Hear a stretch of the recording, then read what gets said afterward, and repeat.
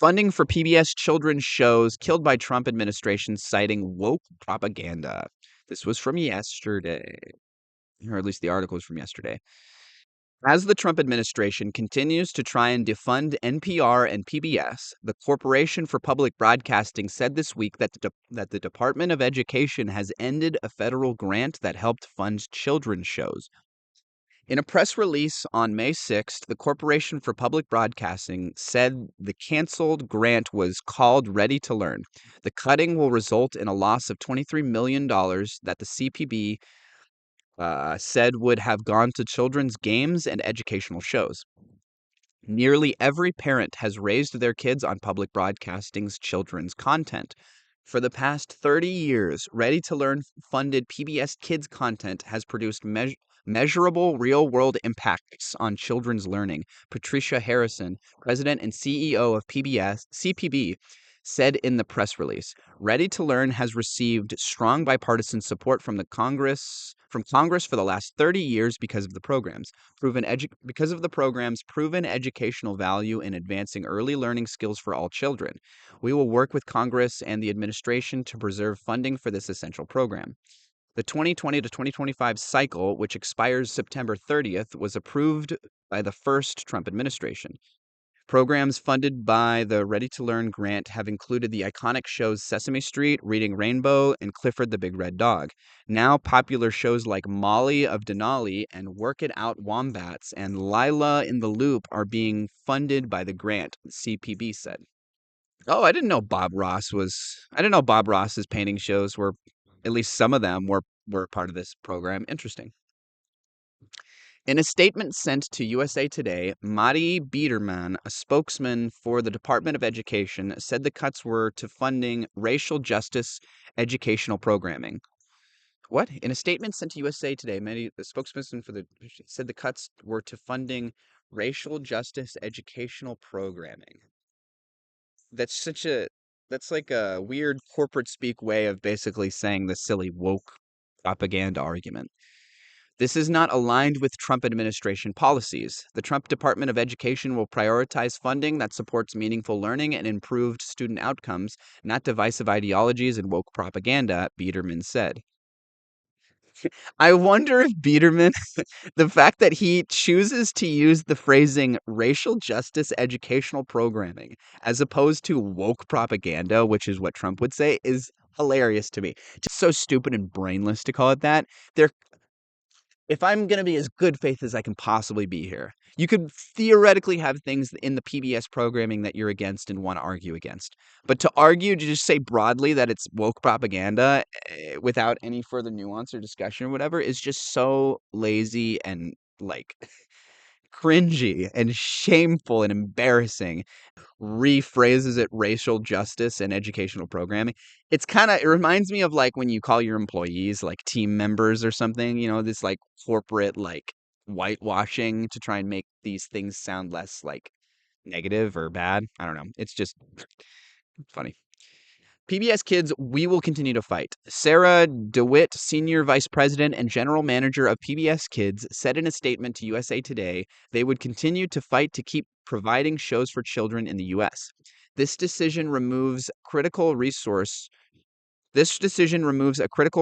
public television has used to enable us to create high-quality educational PBS Kids content while opening up worlds of possibilities for millions of kids across the country.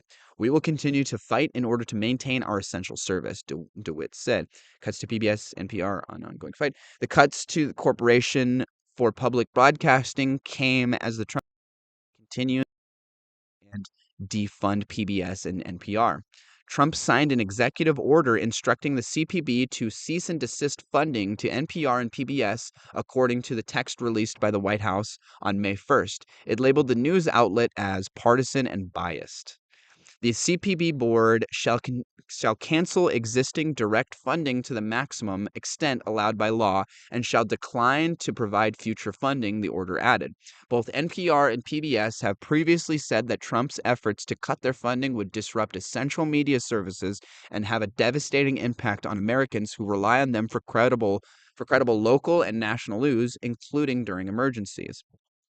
So I'm going to click on the sign an executive order directing the CPB to cease and direct funding to NPR and PBS. Corporation for Public Broadcasting is the CPB. Okay. So I guess the CPB is in charge of. Okay, so the CPB oversees all these sort of like pseudo-governmental media organizations like PBS, NPR, the Bob Ross stuff, the educating children's thing they mentioned. That all makes sense. Order that aims to cut funding for PBS and NPR. This was uploaded May 2nd, so a week ago. Washington.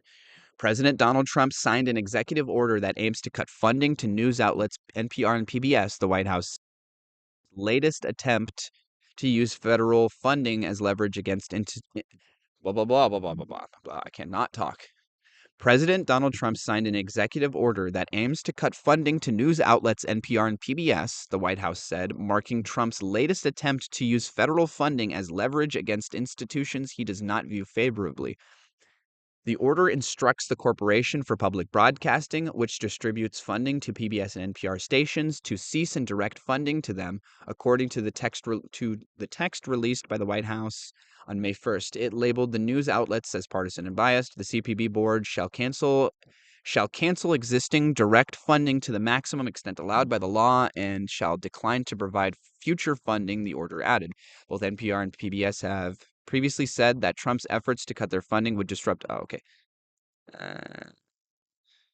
The Trump administration has labeled multiple institutions in academia and the media industry, from Harvard and Columbia universities to NPR and PBS, as being leftist, Marxist, biased, and woke, and threatens funding cuts.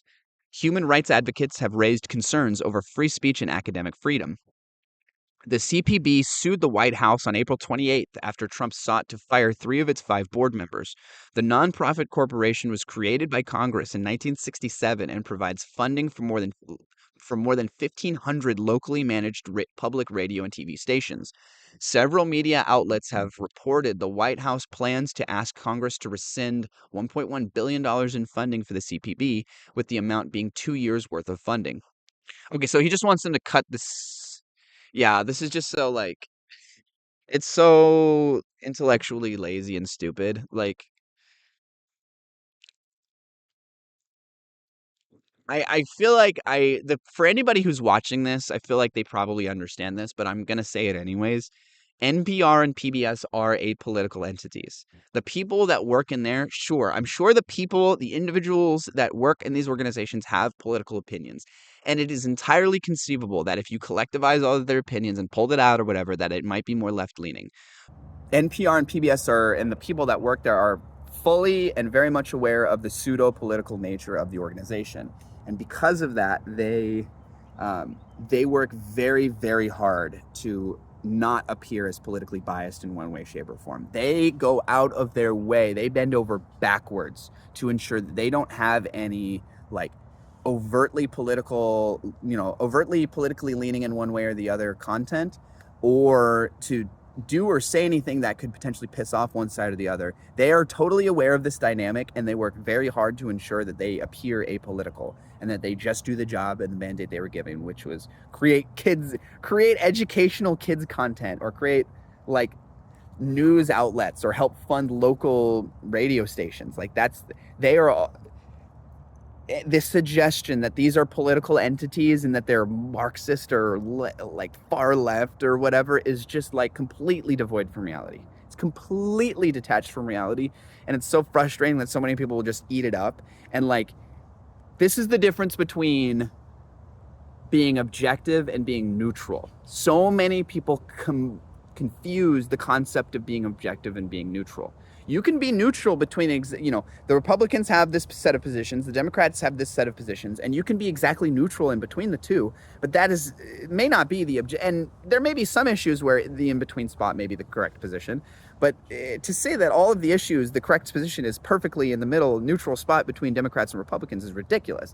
That's unobjective. The objectively correct spot very well could sit more on the left-wing side or on the right-wing side when you go issue by issue.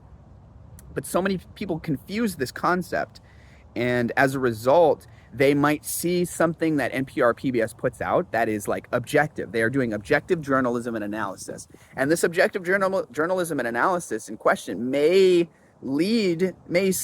point like, okay, yeah, this left-wing opinion on this issue is the correct one, is the objectively correct one, or this right-wing position is the correct one, or this left-wing position isn't the correct one, or this right-wing position isn't the correct one. It is entirely possible for them to do that and have that be the result. But people who confuse objectivity and neutrality see that and they go, oh, they're being biased because they're showing objective content, but because I'm sort of stuck in this neutrality mindset, I see it as being biased because it doesn't sit exactly in the middle between the two where I think the right neutral position is, or whatever the heck you want to. It's just, it's frustrating that they would so lazily imply that these apolitical, good faith organizations that do very good work are propagandist, left-wing. How would they even, would they argue that they were originally that? Would they argue that PBS and NPR were originally created in the 60s for that purpose and that they have just always been that? Or are they arguing that, no, they used to be altruistic, but now they're not? Like, I don't understand what the argument is. It seems really illogical to me.